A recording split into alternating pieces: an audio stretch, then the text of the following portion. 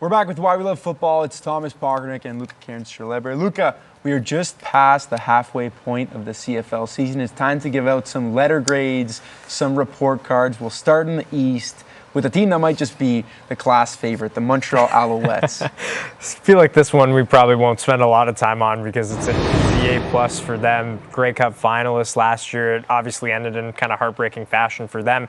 But when you look at this team and what Davis Alexander and Tyson Philpott specifically are doing, it's been incredible to watch. And can't forget about Tyler Snead either on offense. It's one of the teams that boasts two of the best weapons in the CFL as far as receivers go. Tyson Philpott on pace to break a ton of records, and Davis Alexander probably the odds-on favorite now to win MOP. So it's an easy A+ for me for the Montreal Alouettes. Davis Alexander has still just lost one game in his CFL career. Hasn't lost at home yet, right? Yeah, it's completely ridiculous what the Alouettes are doing. I agree with you. It's an A+ from me. We'll stick in the East. The Toronto Argonauts. Just saw this team last week or a couple weeks ago at home against Calgary and getting an upset win, but then they go to Edmonton, they get kind of blown out. So it's been a very inconsistent season for them, and especially on offense, I would think. This team is a B- in my estimation right now. It looks like they're well on their way to probably securing a playoff spot in a weaker Eastern division, but I still think the offense has not found its stride. The running game is inconsistent. Chad Kelly has looked inconsistent. The defense looks strong though, and we saw it in that Calgary game. The Edmonton game, probably not a fair representation of what that unit is capable of, but I think it's carried them a little bit farther than the offense has so far this season. Just feels like you don't know what you're going to get, especially on the offensive side of the ball from week to week. And they've won some games that maybe they shouldn't have won, which is a good sign, but they got to get it together on offense. Chad Kelly's got to limit the turnovers. I think B- might be a little generous. I might go C+. C+. Hamilton Tiger Cats, their biggest rivals, obviously unfortunate with Bo Levi Mitchell going down with an injury. They've kind of managed to stay on course, but obviously not the season that they've planned so far, given that this team had Grey Cup hopes. Yeah, and we don't know anything about when Bo is going to be able to return, so hopefully if they can get him back and they're still in the race in the East, that's a massive boost for this offense. But I'm going to give them a B because, like you said, they've managed to stick around. When I think that injury happened, a lot of us went, okay, Grey Cup favorites, and maybe they're not going to make the playoffs. Maybe they're going to be closer down the bottom of the standings with Ottawa, but they've managed to right the ship with multiple quarterbacks on the back of that defense that's playing pretty well. I like what I've seen from Trey Ford. I think he's had some highlight moments, but it's going to take a lot more, I think, for this team going forward, and they're going to need Bo back at some point to actually make some noise. But for the time being, I think they've been pretty spectacular considering all of the changes they've had to endure on offense. Yeah, in week one, with a healthy Bo Levi Mitchell, they went toe-to-toe with the Owls in what felt like an East Final preview. So we'll see, but kudos to them for not giving up on the season and kind of staying in it. This is a team that is dreading report card day. The Ottawa Redblacks have yet to pick up a win. Yeah. The streak dates back to even deep into last season. It's a new coach. It's a new GM.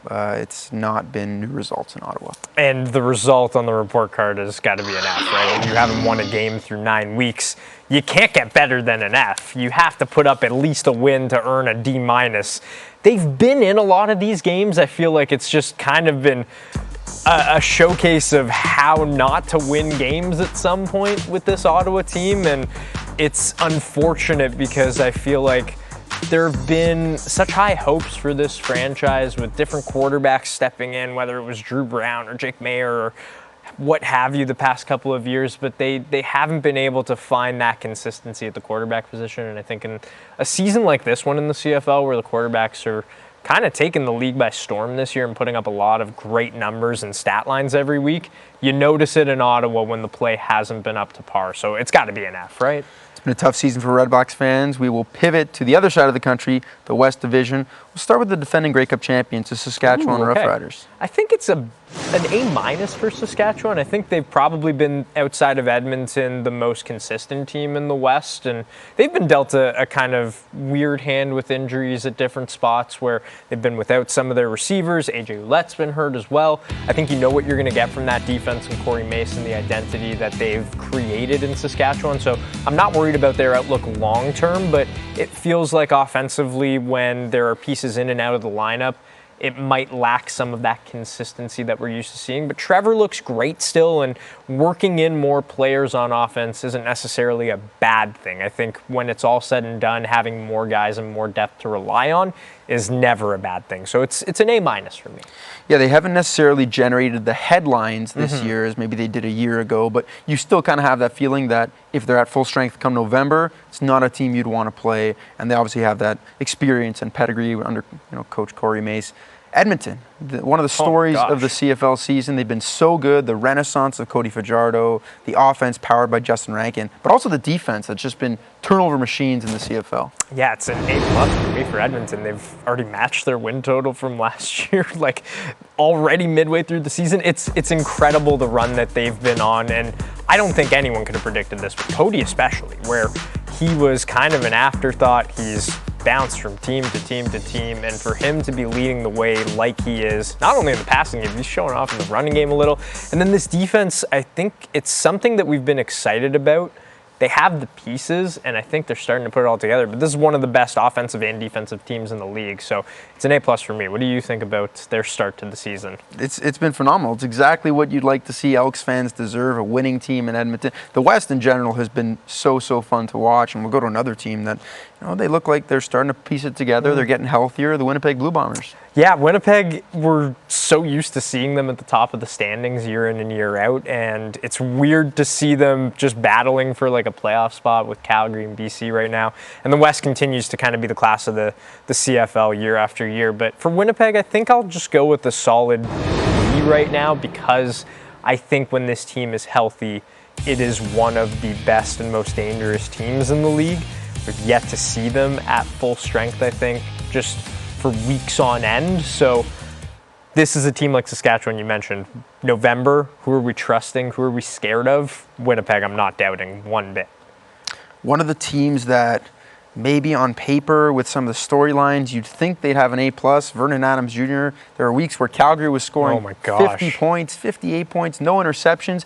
The record doesn't necessarily correspond with some of the headlines we've been seeing. How would you grade Calgary's season so far? Curious to know your grade, because I think we're going to maybe be either the closest or farthest apart, but it's most interesting to fans maybe that are hearing this grade. But I think it's probably closer to like a B-, C+ area with them, because they have put up some gaudy stats.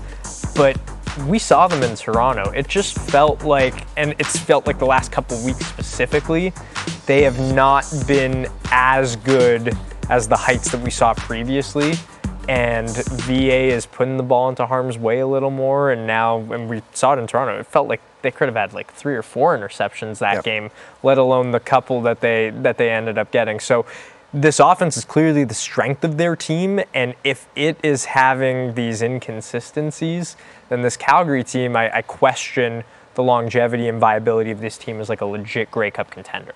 Yeah, I feel like they're almost underachieving in a weird way. It feels like maybe they should be a little bit better than their record suggests. And if you're going to let the season slip away now in your Julys and your August, I kind of worry about how you're going to look come October, come November. How battle-tested are you going to be? I see a high ceiling with Calgary, but right now I think I'd have to give it a C. It's crazy because they have the league's leading rusher as well, or top 2, and Dedrick Mills. Like, they have a lot of great things going on offense specifically, but they just don't feel like a team that I can fully trust yet. Well, do you trust the BC Lions? Because this is a team that had Grey Cup hopes coming in. They started off with a very, very tough record. Nathan Rourke was injured, but they've gotten back on the horse, and they're back in the thick of the playoff race. How you grading this season? I think it's like, it can't be higher than like a C+ probably right now, but this has the easiest chance to go up to a B+ very quickly, like in a couple of weeks. Like what we've already seen from Nathan Rourke being back, it looks completely different, obviously, because he is the reigning MOP. He's one of the best players in the league, one of the best quarterbacks in the league. When he is at his best, he can take this team to the Grey Cup. And so the fact that he's back and playing like this, I think it's only a matter of a couple weeks before I'm going to have to like scribble this grade out and change it to a B+ or an A-, because they're going to be right in the thick of it. If you asked me 3 weeks ago, it would have been an F. Yeah. Now I'm kind of in this C+ territory.